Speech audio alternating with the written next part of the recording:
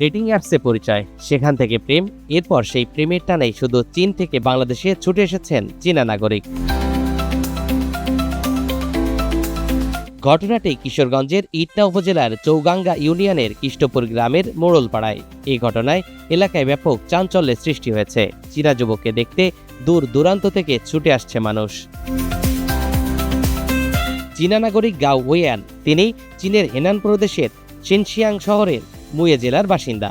তিনি জানান, একটি চ্যাটিং অ্যাপসের মাধ্যমে প্রায় 2 বছরের বেশি সময় আগে কিশোরগঞ্জের ঝুমা আক্তারের সঙ্গে তার পরিচয় হয়, আর পরিচয় থেকেই তাদের মধ্যে সখ্যতা গড়ে ওঠে। আমার সাথে প্রথম দেখা হচ্ছে চায়না অ্যাপ। ওরা বলতেছে, আপনি কি আমাকে পছন্দ করেন? আমি জানি না, পছন্দ করি না নাকি না। তারপর ওরা বলতেছে, আপনাকে ছবি দেখতে আমার অনেক ভালো লাগে, অনেক পছন্দ, আপনাকে অনেক ভালো প্রেমে পড়েছি।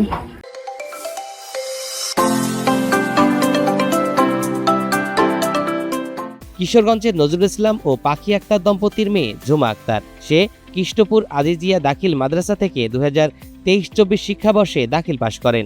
বর্তমানে চৌগাঙ্গা পুরানবাজার কামিল মাদ্রাসার প্রথম বর্ষের শিক্ষার্থী।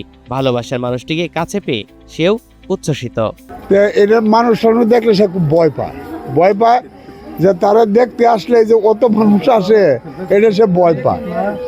আর বিশেষ করে হ্যাঁ, এলাকাতে যে ব্যক্তিগত যে তোর আপনার ভাষা তো বুঝে না, মানে ফোনে কথা কইলে ফোনের মধ্যে এই যে ভাষা এতে বোঝা যায় এই দেশের কাছে ভালো লাগে। অনেক দূর থেকে এটা শূন্য আইতে যে চীনের একজন ছেলে আইছে একজন মেয়ের টানে, এইগুলি অনেক হইতেছে আর কি। দূর থেকে দেখতেছে মানুষ ফিরায় রাহন জানা বা কোরআন জানা।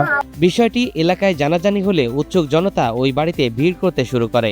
গ্রামের মানুষের মধ্যে নানা আলোচনা চলছে। কেউ বলছে মেয়েকে চীনে নিয়ে বিক্রি করে দেবে, আবার কেউ বলছে মেয়েটি ভালো থাকবে, সুখে থাকবে। তবে যাই হোক, দূরত্ব যে প্রেম ভালোবাসার বন্ধন আটকাতে পারে না, তারই উদাহরণ এই ঘটনা।